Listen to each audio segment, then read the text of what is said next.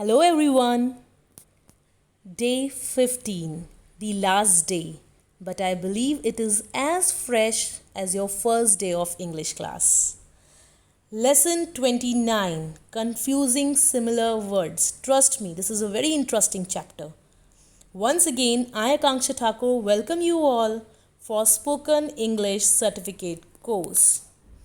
Now you are quite familiar with this slide, so we are moving towards our main topic, that is confusing similar words. Words that sounds alike or nearly alike but have different meanings often cause writers trouble, isn't it? वो शब्द जो सुनने में एक जैसे लगते हैं. For example piece. एक पीस का मतलब होता है शांति और एक पीस का मतलब होता है किसी चीज़ का टुकड़ा. For example, I want a piece of cake and I want peace in my life. The meaning of both peas is different. Second, ऐसे words जो sound similar करते हैं, की spelling अलग होती है, पर कुछ words ऐसे होते हैं जिनकी spelling भी same होती है और almost उनकी pronunciation भी same होती है. तब हम क्या करेंगे? तो again we are in confusion. For example, bat. तो बैट एक एनिमल भी है और बैट हम क्रिकेट में खेलते भी हैं. So there are several words that may be confusing because they are similar in meaning और प्रोनाउंसिएशन और spelling. So it is very essential to have the knowledge of these words, right? Because otherwise it will create obstacles for English learners in understanding the words that sounds the same when spoken and have entirely different meaning. So now we can understand these words only when they are in their written form. Otherwise it is very difficult to understand. जैसे मैंने आपसे बोला सी, मैं आपसे समंदर के बारे में बात कर रही हूँ या मैं अपनी आँखों के बारे में बात कर रही हूँ. You will only identify when it will be in a written sentence form. तो बेसिकली जो कन्फ्यूजिंग सिमिलर वर्ड्स होते हैं इनको हम होमोनिम्स बोलते हैं और ये दो तरीके के होते हैं, homograph and homophones. First is homograph. याद रखिएगा, होमो का मतलब होता है same. Homograph, graph means written, जो लिखने में बिल्कुल सिमिलर हैं, राइट? जिनकी स्पेलिंग, वो वर्ड्स जिनकी स्पेलिंग बिल्कुल सेम है but their meaning is entirely different, that is known as homograph. For example letter. I am writing a letter to my friend. तो ये जो पत्र है वो भी लेटर कहलाता है.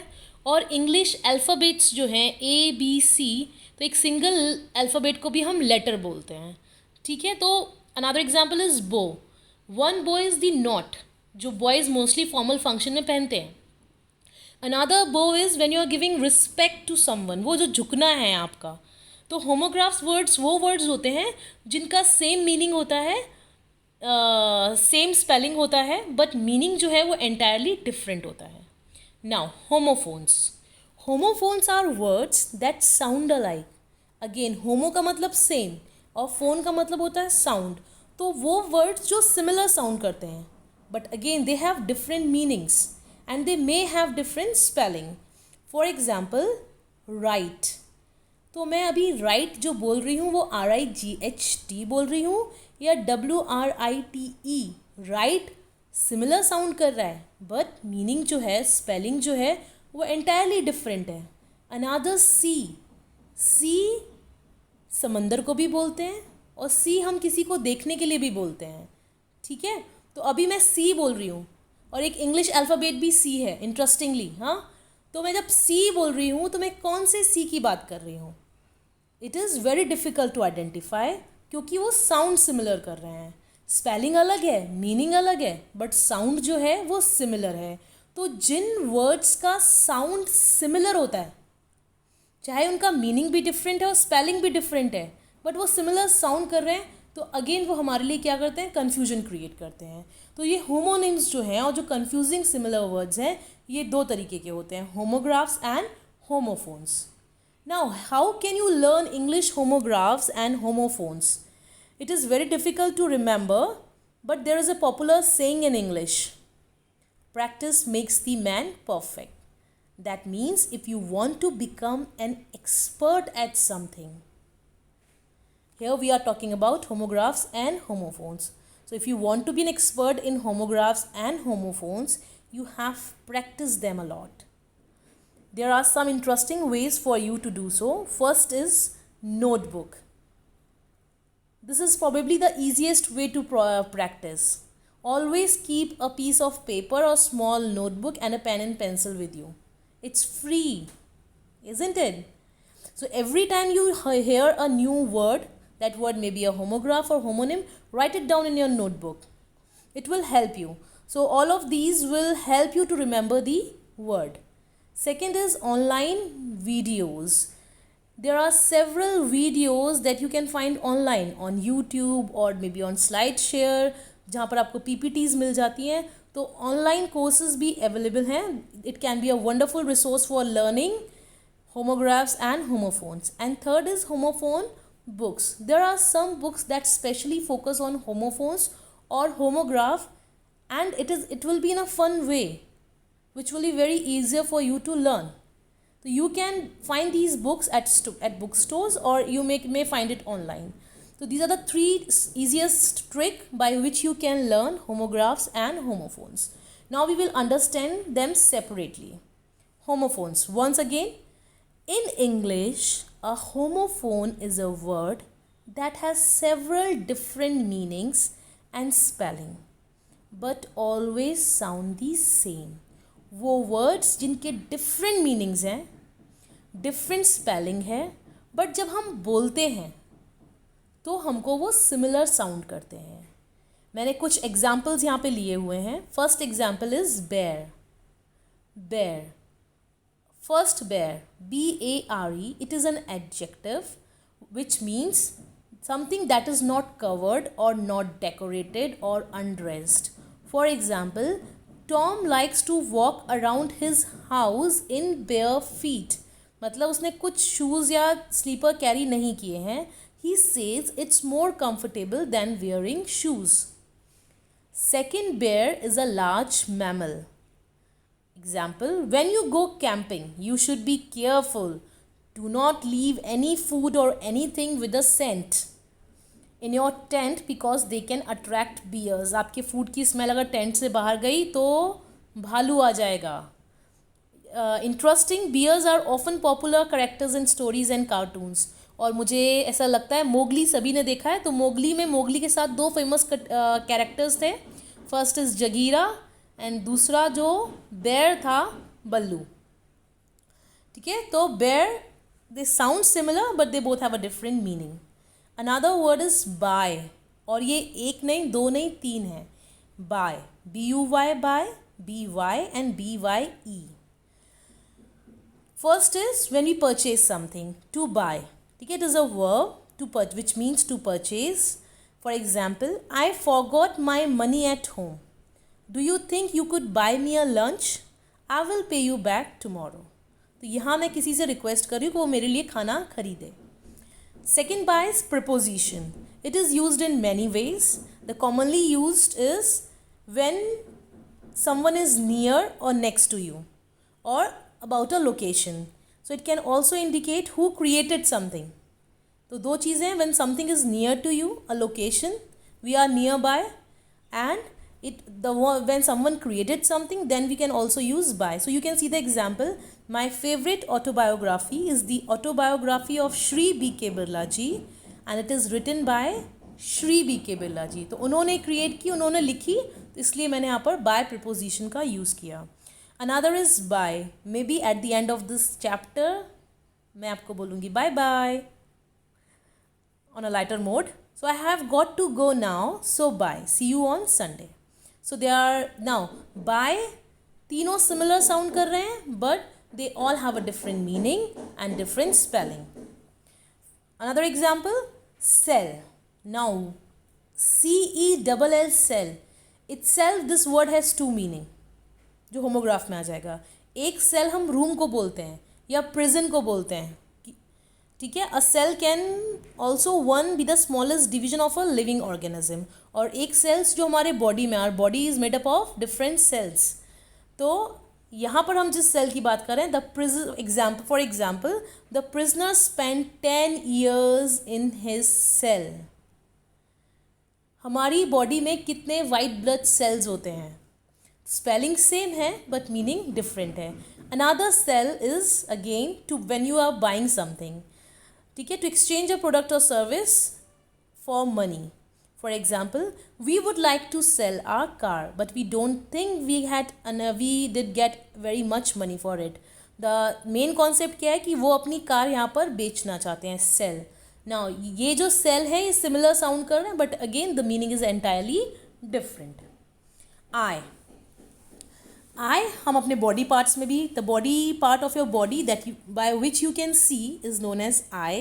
It is a noun, EYE. My eyes hurt when I read. I think I need a pair of glasses. And another I is pronoun, a first person singular subject. I really hope you know what this word means. Know. K-N-O-W and N-O. Both are sound similar. To know means to have a knowledge or understanding about something. Rahul knows how to speak French. And another no is determiner. This indicates something that's not true. There is no good reason to listen to her. Okay? The meaning is entirely different. Sound is similar.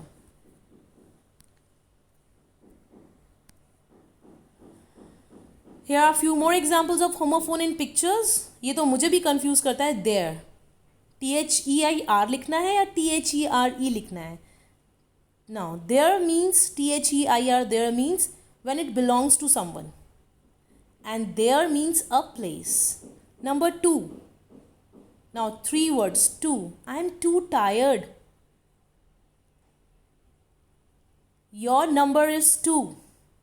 And 2 indicates motion also. Where to go. Alright. Now, they all are the sound is similar, but the meaning is different. अभी हमने पहले भी right पढ़ा था. R-I-G-H-T right, W-R-I-T-E right and another right R-I-T-E. जब हमारे यहाँ कुछ रिचुअल्स सेरेमनीज होती हैं तो उनको भी हम राइट बोलते हैं. तो बोलते वक्त ये सिमिलर साउंड कर रहे हैं तीनों, बट तीनों का मीनिंग भी अलग है और तीनों का स्पेलिंग भी अलग है. Few more example. एक्सेप्ट. ठीक है, when you are agreeing, expect, it is likely to happen and except. ठीक है, exception. Another word, read, write, chili. एक चिली मिर्ची होती है और एक चिली जब बहुत ठंडी पड़ रही होती है. See, mail. Aunt, rain, flew. So they all are known as homophones. I hope homophones is clear to all of you. वो word जिनकी spelling और meaning differ है. Spelling differ है तो meaning differ होगा, इतना याद रखिए. बट वो सिमिलर साउंड करते हैं, उनको हम क्या बोलते हैं? Homophones. Next, homographs. In English homographs are words with the same spelling but have more than one meaning. वो वर्ड्स या वो शब्द जिनकी स्पेलिंग सेम है बट मीनिंग अलग अलग है. For example, address. मैं आपसे किसी का पता पूछ रही हूँ या मैं आपको किसी को एड्रेस करने के लिए बोल रही हूँ. For example, I can give you the address of captain Smith. The letter was addressed to me. ये लेटर मेरे लिए लिखा गया है. Another point is left. Look left and right before you cross the road. And the plane left for Australia last night. Back. I'll be back in a minute. मैं वापस आ जाऊँगा. और एक बैक हम अपने बॉडी पार्ट का जो back side है उसको भी बोलते हैं. Ria stood with her back to the window. Another example, dear. His sister was very dear to him. ठीक है. Come along my dear, take a seat. It is a salutation also. Fine. If you want to use cheese instead of butter, that's fine. अगर आपको butter की जगह cheese use करना है, it's fine, it's okay. Offenders will be लायर to a heavy fine. तो जब हम किसी पे कुछ चार्ज करते हैं तो भी हम उसको बोलते हैं आप पे 5 रुपीज़ का फ़ाइन लगेगा. Meaning is entirely different but the spelling is same. Here are few more example of homographs. Letter, novel. I read a lot of novels. तो novels book को भी बोलते हैं. What a novel idea. It's a word or a use for good things. Then right, minute, ring, what a beautiful ring, or I'll ring you up later. Sign, what are the sign and symptoms when you are not feeling well? That sign meaning is different. और एक sign हम signatures को बोलते हैं. Fly, fly एक हम मक्खी को बोलते हैं. A fly was buzzing against the window and let's fly a kite. Tear, एक tear का मतलब रोना होता है और एक tear का मतलब होता है I'll tear the package open, किसी चीज़ को खोलना. And watch, मैंने आपसे बोलता I like watching TV every night and I glanced at my watch. So homographs are the words which have same spelling but different meanings. A few more examples. Bar, I ate 3 bars of chocolate and she was sitting at the bar. यहाँ पर bar का meaning बिल्कुल different है. Capital, Delhi is the capital of India. और capital letters ABC. Let me tell you one more interesting thing, हम capital money को भी बोलते हैं and the spelling is same. Desert, एक desert, the area of the country is mostly desert. और एक जो वीराना और सुनसान सा इलाका होता है उसको भी हम डेजर्ट बोलते हैं. The village was deserted. And third dessert, जो हम खाने के बाद मीठा खाते हैं, तो कई बार तो उन वर्ड्स के 3 स्पेलिंग सेम है बट मीनिंग डिफरेंस हैं. So bank, I worked for a bank, he jumped in and swam to the opposite bank. Bat, bass, bass हम I play bass in a zest board or it's a name of a fish also. Can, I can speak French fluently. We drank a can of Coke. तो ये सारे words अगर आप जो देख रहे हैं इनका स्पेलिंग सिमिलर है बट मीनिंग जो है वो एंटायरली डिफरेंट है.